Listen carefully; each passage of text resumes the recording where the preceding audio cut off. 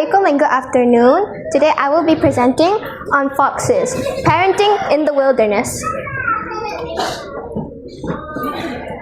We can skip this one.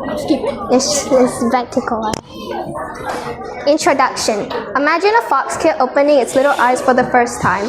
Its first smells and sights being their mother or father. For now, the den seems big, unknowing of the bigger world out there. They will one day face. Sounds similar to humans giving birth to their babies, no? Giving birth, being surrounded by your loved ones after welcoming your bundle of joy to this world. It sounds very similar, but in the sense of raising your little one and how they do it, it is where, even despite the parenting of these creatures being so different, they are saved from the parenting epidemic that many modern parents are facing. Family structure. Foxes do not come in packs. They do have their own families. It consists of 2 adult per parents and their pups. Fox mothers are responsible for caring for their pups while the male brings food for them until the pups are old enough to leave the den. Foxes are animals that mate for life, meaning both parents contribute to the family with all the food comes from the father. When the pups are big enough, it is only then does the father start hiding the food near places of the den so the pups learn how to look for food themselves. Schooling. Fox pups are very playful, with pups love nipping and biting at each other for fun to practice hunting. Foxes, however, are not taught how to hunt by their parents. Instead, they are given a more learn it the hard way type of parenting. When the pups are big enough, the parents, usually the mother, will teach the pups where to hunt instead of how. There has been a record of a mother fox hunting down a bird in a tree and dropping it down to the forest floor to essentially let her pups do the hunting themselves.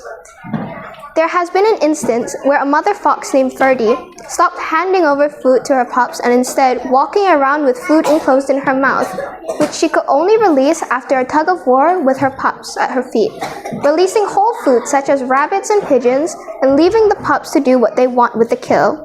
There were also times where Ferdy would snap at the prey's necks and leave them in the grass before coming back to the den, where the pups would expect her to come home with food. But seeing their mother didn't come with the food, the pups would essentially lead out to look for the prey themselves instead. It taught the cubs food wasn't simply handed to them. You have to work for it or starve. Funnily enough, Ferdy herself was an orphan fox raised by humans and somehow knew how to do all of this. Some examples of foxes being very doting parents, their young ones. Parenting aspects. Foxes are not all too doting, but it's clear the love they have for their pups is there, wanting to protect them until they are ready to go out on their own. While foxes are more of a figure it out yourself with a mix of an interesting parenting method that seems to mold their children to adapt much easier and prepare themselves for the future. While the parenting style is different to most animals, they help the pups to develop their respective environments and grow to become amazing animals they are.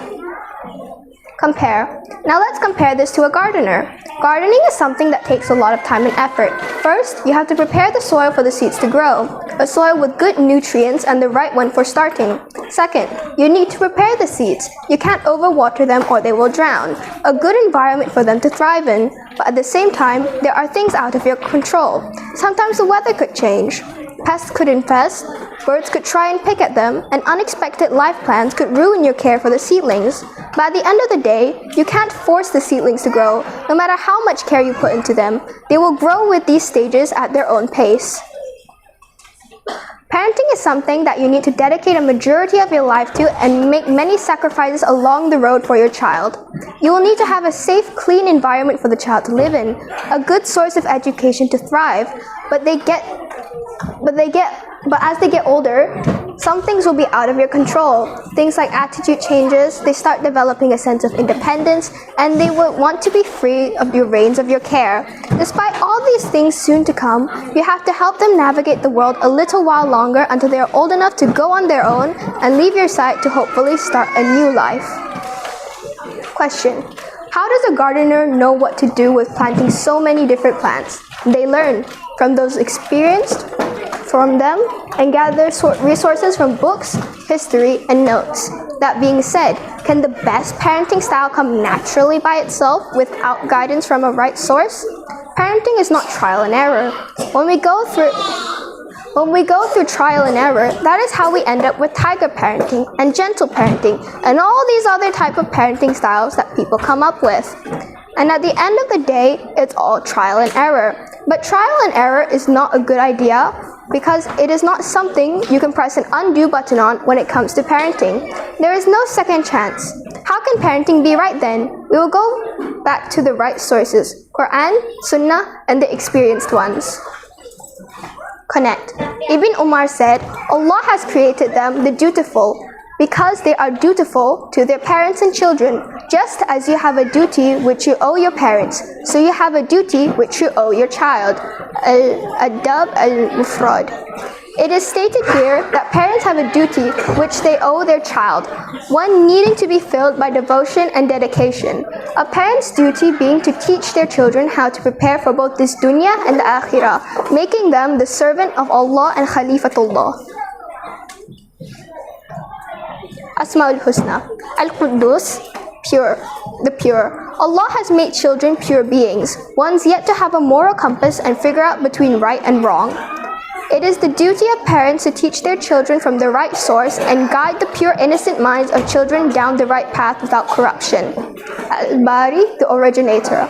Allah is the one who created mankind and allowed many people to be parents. It is a duty given to them by Allah, and as such, we should not abuse or experiment in the raising of children and instead raise them the way Allah has intended them to. Ar-Razzaq, the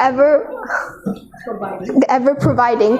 Allah is one who has provided all the resources in order to teach and raise children in the right way. The sources being Quran, Sunnah, and experienced people are all around us when we need help and guidance to raise our children. Character lesson. Children learn more from what you are than what you teach. Parenting is a great responsibility in life, one where it is not only a journey for your child, but for yourself. It calls for selflessness, wisdom, and integrity, to be able to admit wrong when you don't understand and find ways to raise your child better with the right sources before you do something to them that you cannot undo. Children are like mirrors. They will reflect what they see from their parents. Example, if a parent snaps a lot at their children, they may do it towards their younger siblings. A parent's guidance and example shapes the moral compass for the rest of their life. The best legacy you can leave for your children is not just the success to follow the right path, but the strength in their character. There's one blessing you'll have in this world that you won't have in paradise. Children. Think about that. In Jannah there's everything you could ever want. Rivers of honey, gardens beyond imagination, peace that never ends. But no pregnancy, no childbirth, no raising kids. Why? Because children aren't just a blessing. They're a test. Every sleepless night, a test of patience. Every worry about their future, a test of trust. Every moment they break your heart, a test of unconditional love. Paradise doesn't have tests. This world does. So if you have children, know this. You've been given something so profound, so transformative that it only exists in the place where we're being shaped. They're not just your kids, they're your mirror, your refining fire, your clearest glimpse of what it means to love something more than yourself. The exhaustion you feel, it's building you. The fear you carry, it's teaching you reliance. The love that overwhelms you, it's preparing your heart for what comes next. Because in paradise, you won't need to be tested anymore. You'll just be reunited. So when you're up at 3 a.m. exhausted, overwhelmed, wondering if you're doing enough, remember, you're experiencing something so sacred it only exists in this temporary world. Children are the blessing heaven doesn't need to give you. Because by the time you get there, they'll have already changed you into who you're meant to be.